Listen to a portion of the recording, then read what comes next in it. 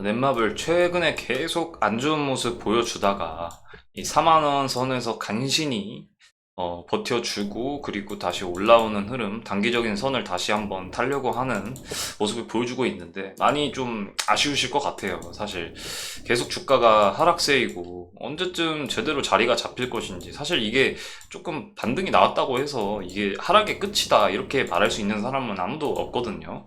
그래서 지금 도대체 무슨 문제가 있는지 한번 살펴보겠습니다. 일단 그냥 표면적으로 오늘 지수가 많이 안 좋았습니다. 근데 그런데도 불구하고 어쨌든 소폭 상승으로 마감을 한 점, 이거에 대해서는 어쨌든 지수를 이겼기 때문에 우리가 긍정적으로 해석할 부분은 있고, 또 안 좋게 보면은 어쨌든 간에 뭐 거래량이 그냥 평소 거래량이었는데 어쨌든 뭐 매도세가 많이 나오지 않았다, 이런 것들은 사실 이제 뭐 공매도의 어떤 상환이나 그런 걸로 매수세가, 이제 공매도의 상환은 즉 매수를 해서 갚아야 되는 거기 때문에, 그래서 매수로 인식이 됩니다. 그래서 샀다고 들어가기 때문에, 그래서 주가가 오르는 형상이 있는데, 그래서 뭐 그런 쪽으로 해석을 하게 되면은 약간 아쉽다고 할 수도 있죠. 왜냐면 공매도가 상환한다는 게 더 이상 여기가 바닥이고 더 이상 공매도 할 필요가 없어서 상환을 하는 게 아니라,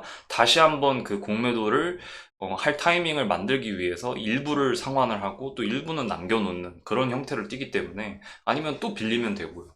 음. 그래서 어떤 상황이든 사실 딱 명쾌하게 좋은 상황이다, 우리가 이렇게 말할 수 없는 사실인 건 맞습니다. 자, 이런 이유가 무엇이냐? 그 오늘 시장이 떨어진 것도 그렇고, 음, 앞으로 전망도 갑자기 다시 좀 더 생각을 해봐야 된다, 이런 얘기가 나오는 이유가, 기준금리가 지금 안 그래도 높아져 있는 상태에서 어제 이제 중요한 기준금리에 아주 중요한 그런 포인트가 있는데, 이제 CPI 발표라고, 소비자가 물가 체감하는 게 지수로서 어느 정도인지 그걸 수치로 나타내는 거거든요.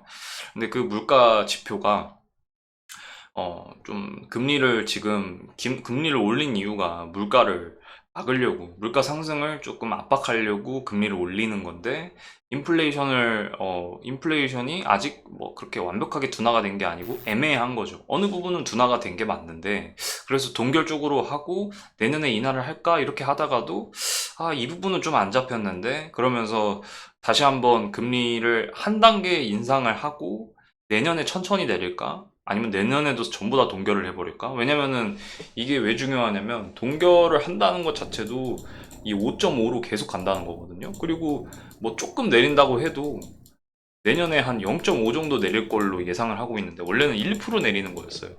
1% 내려도 4.5%잖아요. 여전히 고금리란 말이에요. 근데 0.5%로 낮췄단 말이에요. 그러면 5%잖아요. 그러니까 내년에도 우리는 고금리 시대에 살아야 되고, 이 미국의 금리를 그대로 따라가는 우리나라 한국은행도 금리를 뭐 내릴 수가 없는 거예요. 이 금리 차이가 너무 나기 시작하면, 우리나라와 미국 간의 어떤 은행들의 그 기준금리 차이가 많이 나기 시작하면 외국인들이 우리나라 주식을 살 필요가 없습니다. 네. 그렇기 때문에 그 금리 차이를 내지 않기 위해서 한국은행도 계속 금리 인상을 하거든요. 그러다 보면 이제 우리나라 주식들에 다 영향이 가는 거예요. 넷마블도 그것 중에 하나입니다. 넷마블이 뭐 돈을 못 버는 회사는 아닌데, 뭐가 중요하냐면 영업이익이 적자예요, 적자. 왜 적자냐? 게임이 전부 다 퍼블리싱 위주고, 그리고 개발비랑 인건비, 광고비 뭐 떼고 뭐 떼고 뭐 떼고 하면은 적자가 돼버리는 거예요. 그러니까 이 퍼블리싱이 어쨌든 현금이 많아야 이런 다른 회사의 게임을 가져다가 내가 홍보를 해주는 게 퍼블리싱이란 말이에요. 내가 홍보를 해준다, 이거는 홍보비가 들어가는 거거든요. 그러니까 내가 돈을 쓴 만큼 여기서 이득을 보고 엑시트를 해야 되는데, 제일 중요한 건 이득이 안 나는 건 아니거든요. 뭐 넷마블이 게임을 잘못 고르는 것도 아니고. 근데 벌 만큼 벌어도 적자가 난다는 거는 더 벌어야 된다는 걸 뜻하거든요. 그래서 어쨌든 넷마블이 이런 걸 개선하기 위해서 또 자체 제작 게임들, 그런 것들도 만들어내고, 뭐 최근에 이제 세븐나이츠 키우기가 또 좋은 모습을 또 보여줬잖아요.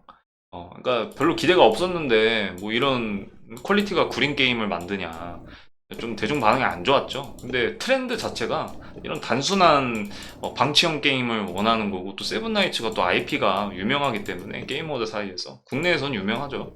그래서 그런 거에 힘입어서 최고 순위 매출 순위도 찍어보고 좋은 모습을 보여줬습니다. 현재는 소폭 내려간 상태인데 그런다고 쳐도 영업이익에 긍정적인 도움을 줬을 거라고 판단이 됩니다.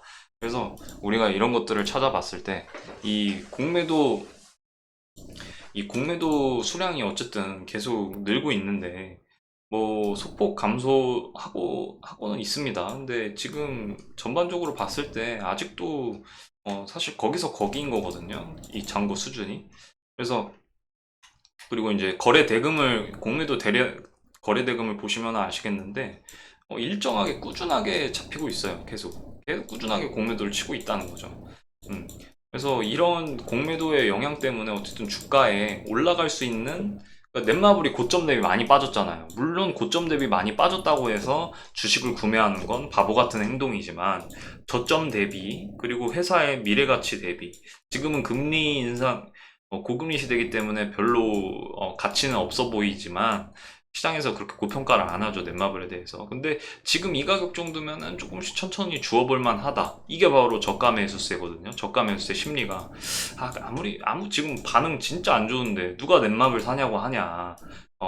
근데 한번 지금 이 가격이면은 승산이 좀 보이는데 떨어져봤자 얼마나 더 떨어지겠어. 우리는 이런 심리를 저가 매수세라고 하기 때문에 그런 저가 매수세가 유입이 되면은 이런 공매도가 찍어 누르면서 이 주가의 어떤 반등 여지, 상승 여지를 압박하고 있다. 그래서 그런 것 때문에 지금 이 공매도 거래 대금이 바로 이런 것들을, 이런 날에는 특히 더 막았다는 얘기죠.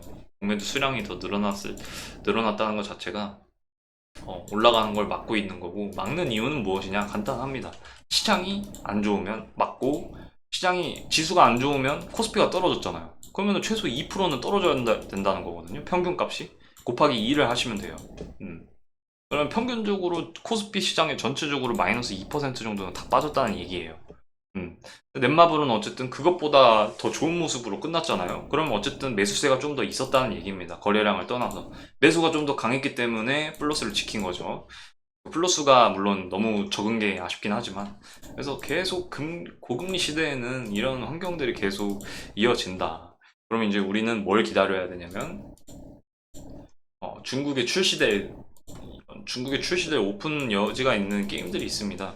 이 7개의 대제랑 제2의 나라, 이미 일본이랑 한국에서 선보였고 좋은 평가를 받았습니다. 그래서 중국에서 출시가 됐을 때 뭐 당연히 긍정적인 평가를 받을 확률이 더 높아지겠죠. 무조건 최근 이제 한국 게임이 중국에 출시된다고 해서 무조건 성공한다는 법칙은 깨진 지 오래지만, 그래도 만약 여기 일본이든 한국이든 성공한 게임을 갖다가 이제 중국에 출시를 하게 되면 그래도 밥값은 했거든요.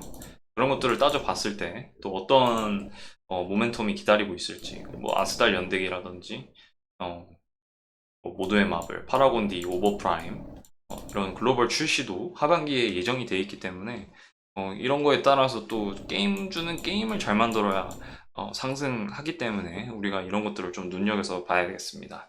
네, 넷마블 분석은 계속됩니다. 감사합니다.